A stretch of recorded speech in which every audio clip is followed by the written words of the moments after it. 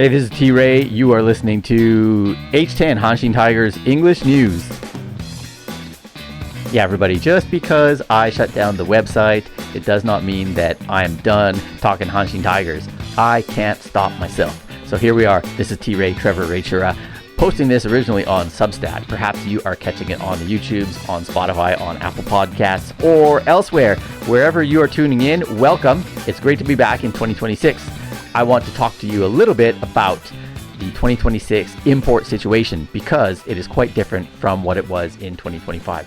So to bring you up to speed real quick, here are the guys that we got rid of at the end of 2025. Some of them moving on because of their own choice and some of them because of the team's choice. But we say goodbye to Jeremy Beasley, pitcher, Javi Guerra, pitcher, Jose Betances, pitcher, Nick Nelson, pitcher, John Duplantier, pitcher.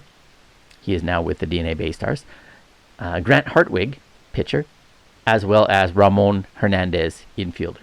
So those guys are all gone. That leaves us with 4 guys coming back, 3 of whom are development players. So Rafael Dolis, the oldest member of the team, as well as Anthony Martinez, Gene Arnaez, and Stanley Consuegra, who those last 2 are infielders. They are position players.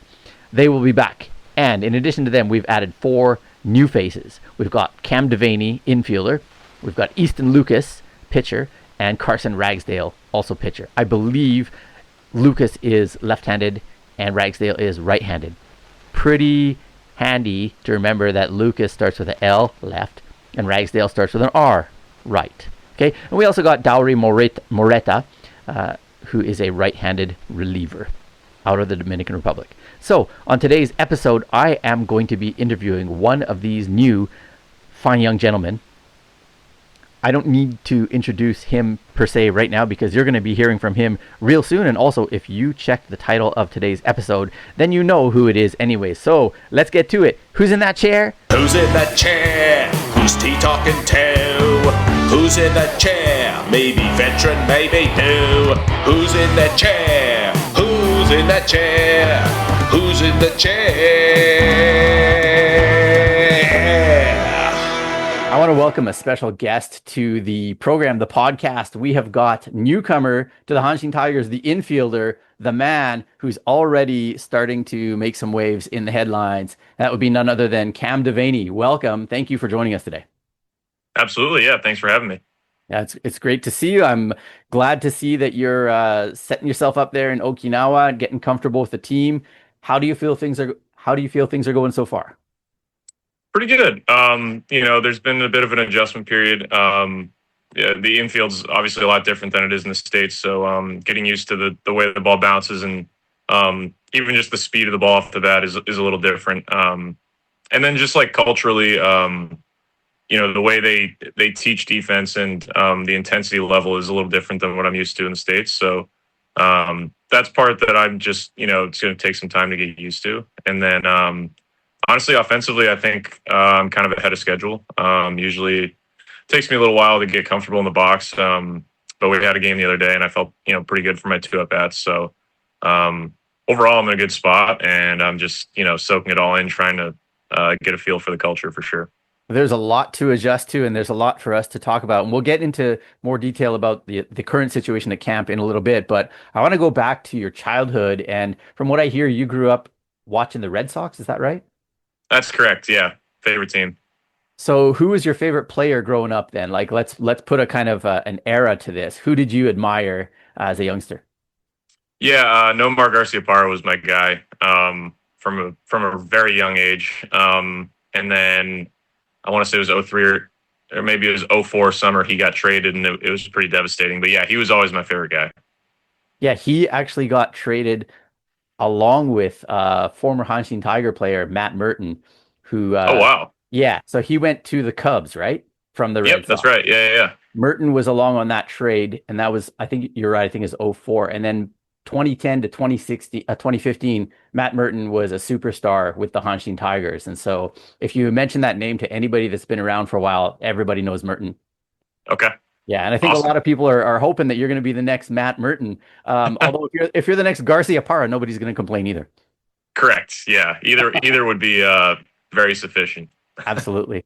So You grew up watching baseball. I'm assuming that you played baseball from a young age. When did you really feel like, yeah, this is the sport for me, and I'm gonna dive right into this?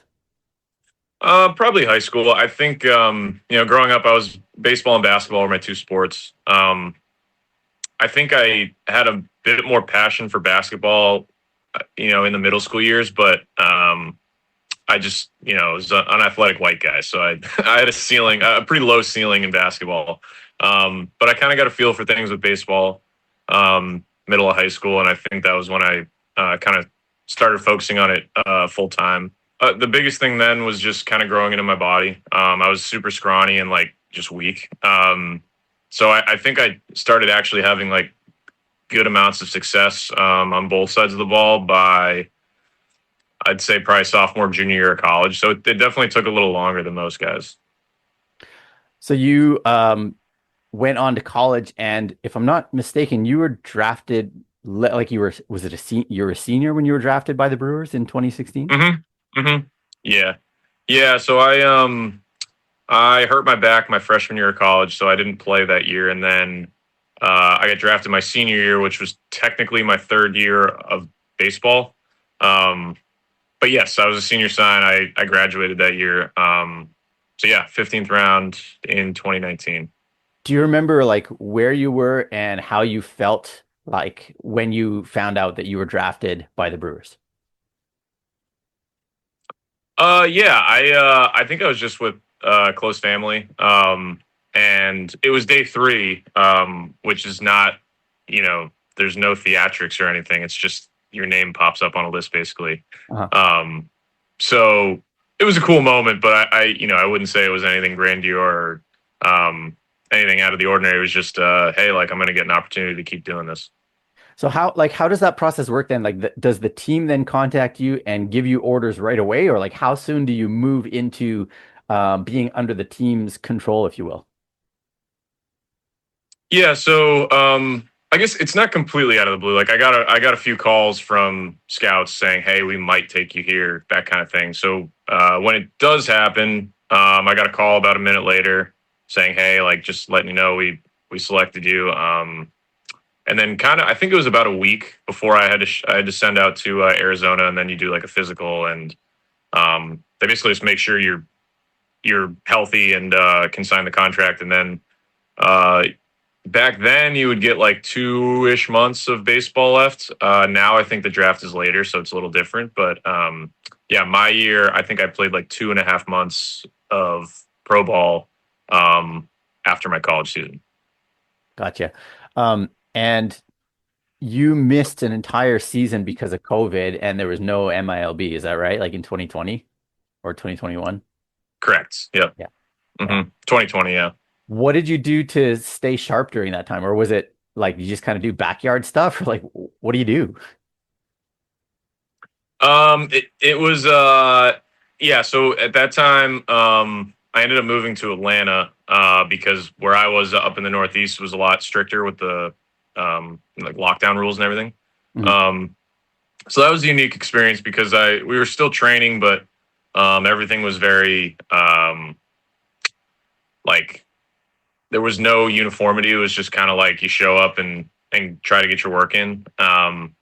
And luckily, I ended up going to Instructs. So like basically, it's just like instructional league that fall with the Brewers, and it's you play. It's basically like playing rookie ball games, like no fans, just kind of backfields. But it was at least something rather than not playing at all. So that was in the fall. But yeah, in the summer, it was kind of at the time they kept telling us like, "Hey, 2 weeks, we're going to get you back. 2 weeks." So you kind of had to stay sharp the entire time because, I mean, hindsight's 2020, but at the time we thought we were going to go back kind of any minute. Yeah, right. I mean, nobody knew it was going to go a whole season or beyond unless Right, all these right, restrictions were in exactly. place. Yeah. Yeah.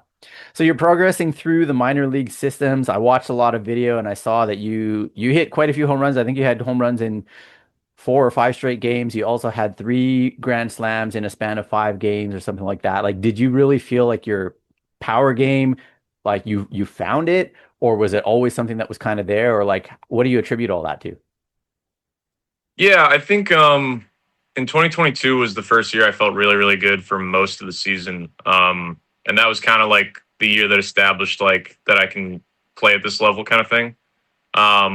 23 and 24, I was like, I think I was good, not great. I just was kind of good enough to stick around, but not.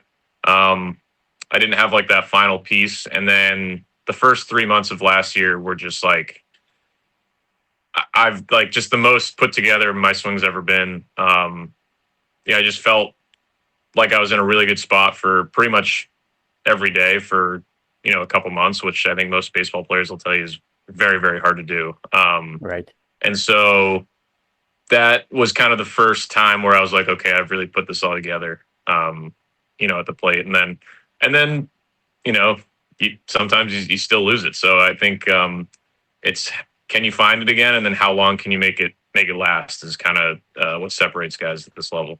Do you have any um, like system or anything in place, any process that you go through to help yourself to make sure that you can stay in that zone, or do you think it's kind of random? No, it's definitely not random. I started working with a new hitting coach the off season before that, and then I also worked with him again this year. But a lot of what I do is very system oriented. So like my my pregame work is pretty much identical every day, or I try to make it identical. And that's intentional. There's certain things I'm trying to feel and um, kind of set with my swing before the day, like going into the day. Um, it's just fatigue and uh, outside factors in life can sometimes, even if you're doing all the right things, maybe it's just you know um, that's baseball. I mean, you're gonna have ebbs and flows where everything feels right and then everything feels wrong, and you just got to find a way to manage it. Right. Yeah. You talked a bit about that in the interview that I watched with you did it with David McKinnon on Pacific Swings. Yeah, yeah, Um, yeah. and your ability to just kind of be resilient, that you've been through the hard times, you know that you can get through the hard times, and just that mindset of knowing that you've been there before and it's not going to go on forever and you can get through it has helped you to get to this point. For sure. Yeah, I think I've probably failed more than most guys that have reached my level. I think a lot of guys that get to the big leagues and are professionals typically were like one of the best players most of their childhood, and then through college or high school, whatever it may be. But I had stretches of pretty much every level where I wasn't very good. So having that ability to like work through difficulty and when you're just not doing well is something you can't really learn until you do it. And then the more you do it, the better you get at it. So as frustrating as it is at times, it is like kind of like a skill I have in the back pocket now where I know, you know, I can weather some storms. It's kind of again what you were saying earlier about hindsight being 2020. Like after you've experienced the bad times and gone through them, they actually come back and pay dividends. But at the time, they probably feel terrible. Yeah, yeah, for sure. I mean, 2021 was the year after COVID, and I mean, I was horrible. I think I hit like 180 that year. And I honestly can't believe they even brought me back the next year. Like I was really bad, and yeah. Now looking back, it's like, oh well, I figured some things out in 22, so it wasn't a big deal. But at the time, it was like a real struggle every day. So. Um, yeah, it's easier. It's easier looking back on it, but at the time, it was pretty rough. Right.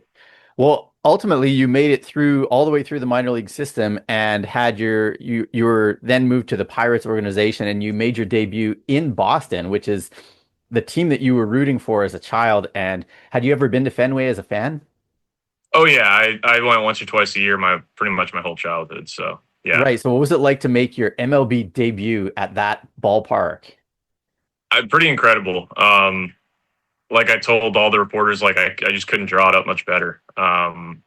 It was a perfect day, and every inning felt like an entire game. Like it really felt um, everything just kind of slowed down, and it was like so immersive because one, it's your debut, which is a big deal, and then you couple that with the fact that it was at a place like Fenway is just a lot of stimulus for one day. So I remember being on the bus after the game and just kind of like taking a big deep breath and being like, wow, like we got through that. Like that was pretty crazy.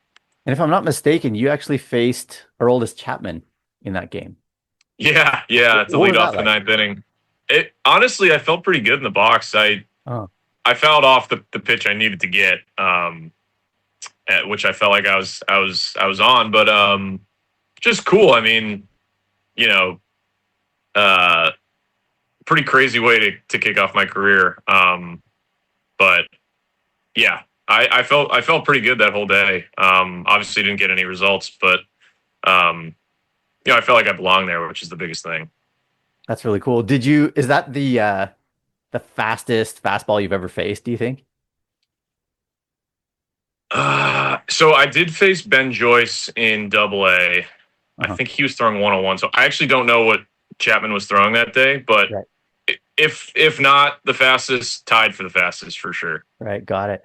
And in your short time in the bigs in that call-up stint, you also, I think, faced Clayton Kershaw and Snell and Chris Sale. Is that right? Yeah, so I actually faced Kershaw and Snell like 2 days later. So I had a crazy first week. I pretty much debuted at Fenway, faced the Dodgers for 3 games, and then had the Brewers, which was a big deal because I grew up with a lot, or not grew up, but I came up through the minor league system with a lot of those guys. So it was really cool to see, Terang, Frelick, some of the other Churio, like guys that I had been around for years that, we could kind of celebrate all being in the big leagues. So, yeah, wild first week. That's really cool. So, but ultimately, as you talked about on the Pacific Swings podcast, and maybe this is a good chance to plug that and tell our listeners to go listen to that one. I'll put the link in the show notes. But really good talk between yourself and former Cebu Lions first baseman, primarily first baseman, I should say, David McKinnon. What kind of things, now that interview is about a month or more old, what kind of things do you feel like you remember that McKinnon might have given you as advice, and how much of it do you think has played uh, has rung true now that you're in on a Japanese team and training together with them? Yeah, the first thing he told me was, just be aware that the stretch is going to be really long, and it is. We stretch for like 30 to 45 minutes. It's pretty crazy. And then he mentioned like with the baseballs a little bit different, which I think is definitely true. I think the ball here kind of moves more up and down, or at least it gives more up and down, whereas I think the major league ball moves left and right better. Which I think benefits me as a hitter. And there's one other thing I was going to say that I'm blanking on. But yeah, all of his advice played true. I mean, he obviously has been through it, and he's been in the big leagues too. So he knows how to compare and contrast. And his advice has been pretty helpful so far. Sure. And I think, even more of it is going to come into play because he talked about playing in front of big crowds. And I think you talked about that as well, that, there's nothing better than being part of a team, contributing, being able to play every day. And you also said there's a difference between playing in front of 3,000 versus playing in front of, say, 40,000, which you're going to do at Koshien. Yeah, that's going to be an adjustment period. And I also understand that there's a lot of chanting and kind of like orchestrated stuff going on in Japan, which we don't have that in America at all. So I got a taste of it last year or 2 years ago with the Premier 12. We played in Tokyo at the Tokyo Dome for a couple of games. So we kind of got a feel for how that works, and it's pretty insane. It's very loud. Right. Yeah. Was there any of that feel at this exhibition game that you played in just a couple of days ago? I would assume that it was pretty tame, but like, how did it feel to be out on the field in a real game against another team? Pretty cool.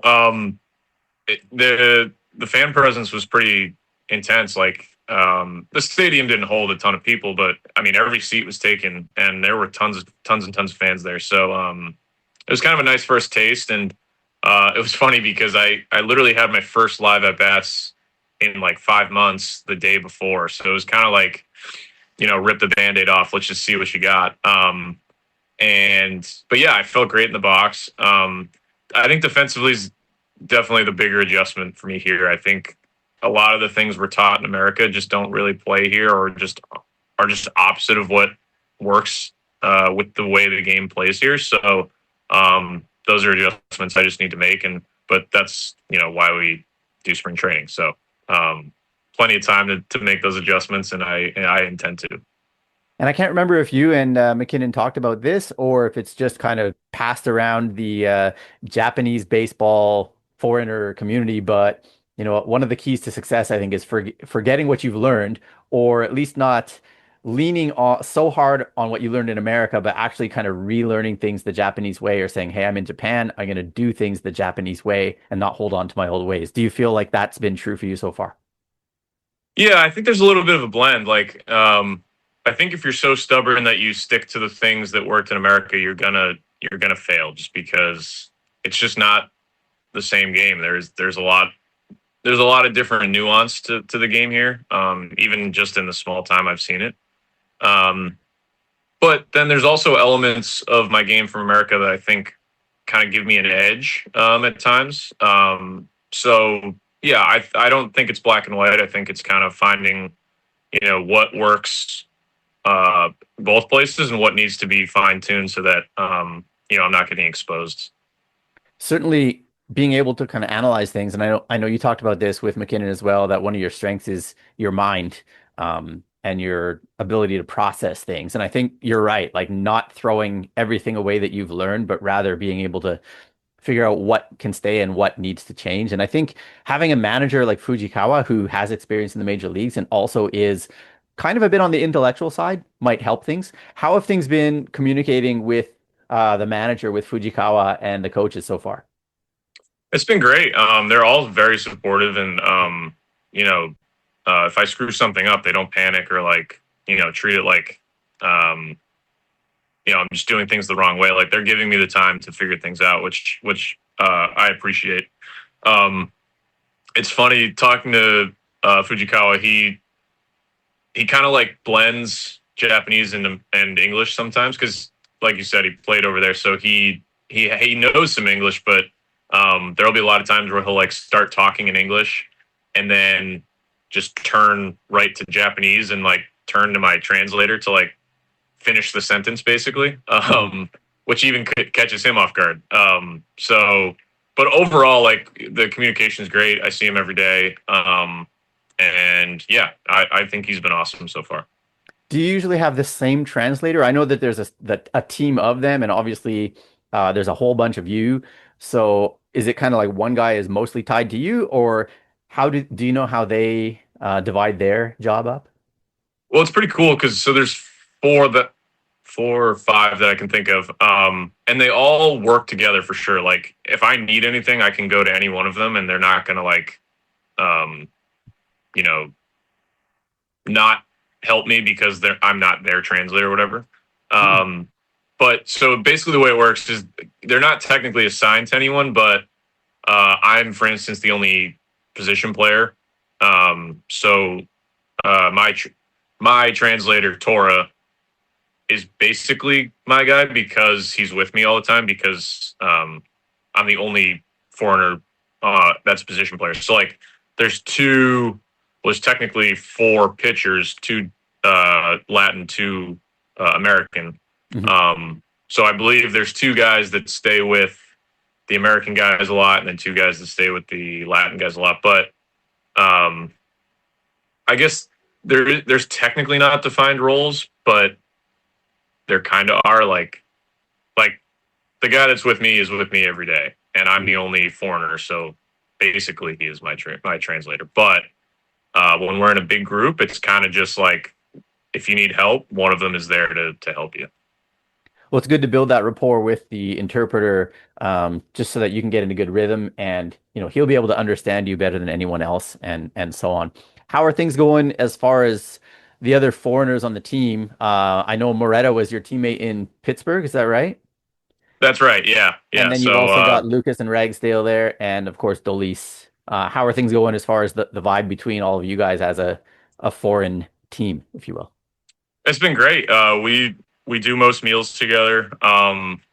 And so the Latin guys have been in minor league camp to start. I think that's so that they can communicate with the other Latin guys.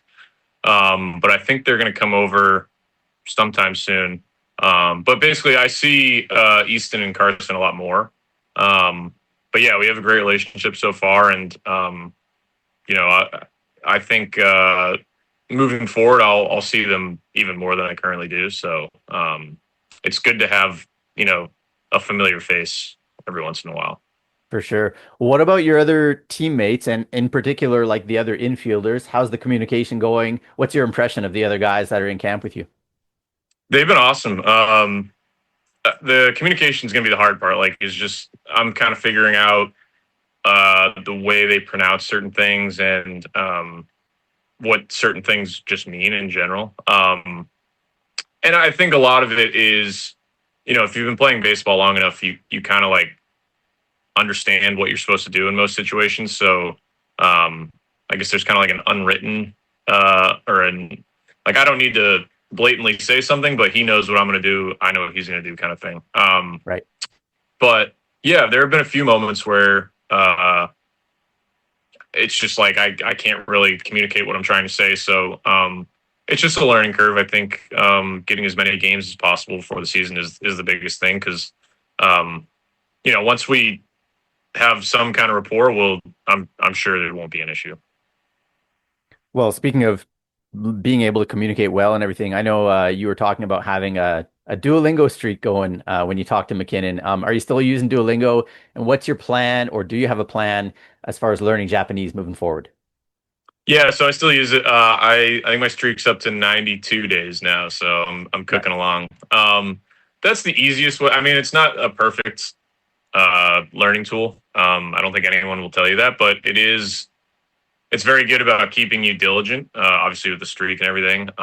So at least I'm getting a little bit every day. But honestly, you learn the most by just being immersed in it. Like, we had an infielders dinner last night where my translator is kind of helping me understand what's being said. But like, that's where you learn, I guess, the way that actual Japanese guys speak, because I think when you're on a learning app or course or whatever, it's typically more like proper and grammatically correct and all that. And then you get out in the real world and, people don't talk like that. So You get into baseball, even less so, maybe. Yeah. Yeah, exactly. So just being around these guys is honestly like the best teacher. So I just try to absorb as much as I can. And, it usually takes 4 or 5 times saying a phrase for me to actually like remember it. But I'm compiling most of them and I'm trying to remember, as much as possible. But I've been here,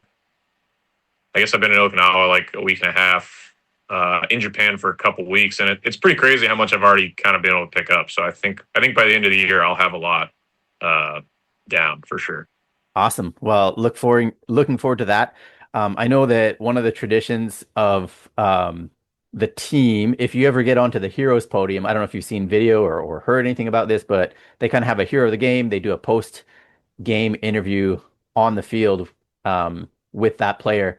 And they'll often ask, especially the foreign guys, to say something Japanese to the crowd. So just be ready for that. I mean, maybe prepare before that day comes so that yeah. ready to say. But no matter what you say, they're going to be excited just to hear Cam Devanney speaking Japanese to them. So yeah, I'm looking forward to that for sure.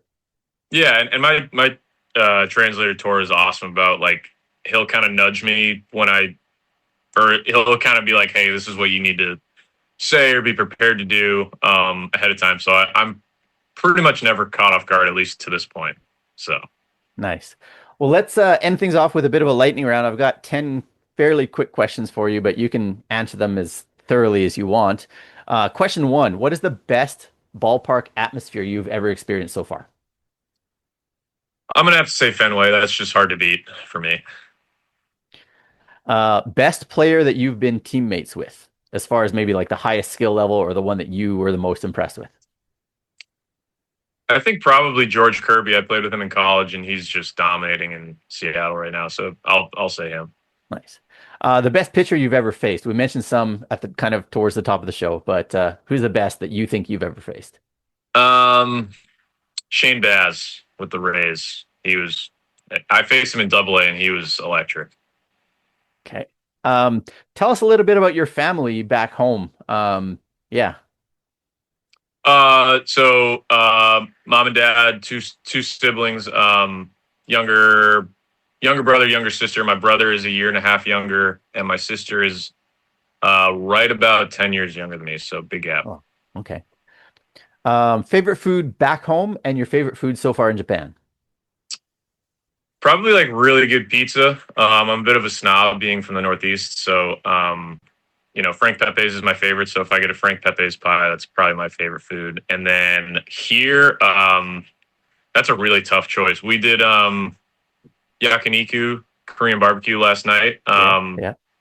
The shoot, what was it? It's a specific slice of steak.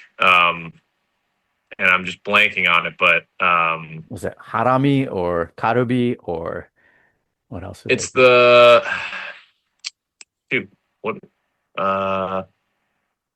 Doesn't really matter. The steak is wonderful. All right, there you go. Yeah. I love the udon, which I've heard is like everywhere. So that's pretty much my lunch every day so far. I love sushi too. So yeah, I really can't miss here. Every meal's been awesome. Awesome. What is your go-to activity on days off? Obviously, not necessarily limited to Japan, but just in general, what do you do in your free time outside of baseball? Yeah, boy, I typically just spend time with friends. I love the beach. So like today I'll probably hopefully get outside if the sun comes out here. And just like anything beach or water related, I love being outside. So that's the biggest thing. What do you want to most see while you're here in Japan? Is there a specific place or a specific thing you'd like to do while in Japan? I keep hearing about the flower cherry blossoms, so I feel like I need to see that. And then ultimately, I'm just excited to see new stadiums, play a new brand of baseball, and then try awesome food, which I've already gotten to try a lot of great foods. So I'm sure that trend will continue. Yeah, months and months ahead of delicious food, I'm sure. What is the best movie or best TV series that you have watched, or something lately that you've watched that you've really enjoyed? So my favorite movie is The Other Guys. It's an old one. I think it's the best comedy ever. I think it's very underappreciated. And then my favorite show is It's Always Sunny in Philadelphia. I've been watching that to fall asleep since like my sophomore year of college. So I go through that over and over and over again. Right on. What about your favorite music or favorite musician? That's a tricky one because I go through a lot of phases. I will say, like, if I ever get handed, the aux cord, I pretty much always put Rufus Du Sol radio on. Just like sets a very good vibe. So I'll go with him, or them, I should say. And I know you were talking about using Move Your Feet possibly as your walk-up song. Has that been solidified, or are you still thinking that through? No, actually, yesterday they were like, "Hey, we really need you to pick a song." I didn't have anything else. So I said, "Yeah, let's do this one." So yeah, I'm sticking with it. Sweet. I think it's going to go over well. Okay, yeah, last question. Oh, sorry. No, you're good. Your favorite sport outside of baseball? To watch is definitely the NFL. My Patriots lost yesterday. That was tough. And I'm really excited to get into golf, but I'm not going to until after I'm done playing. That's kind of like I would play a little like when I was younger, and I was just horrible, and it would get frustrating. So like I'm really gonna throw all my chips in once my career is over. So I'm looking forward to that. Well, I hope that there's a lot of years between now and then, but yeah, wishing you, me and you both. Yeah. Wishing you the best this season, Cam. I hope that we can stay in touch and maybe do this again the next time there's a bit of a longer break, maybe during the season, something like that. Yeah, absolutely. Yeah, whenever you want. I'm, I'm glad to come on. Awesome. Well, appreciate your time today and have a good one. Enjoy your day off. Awesome. Thank you so much.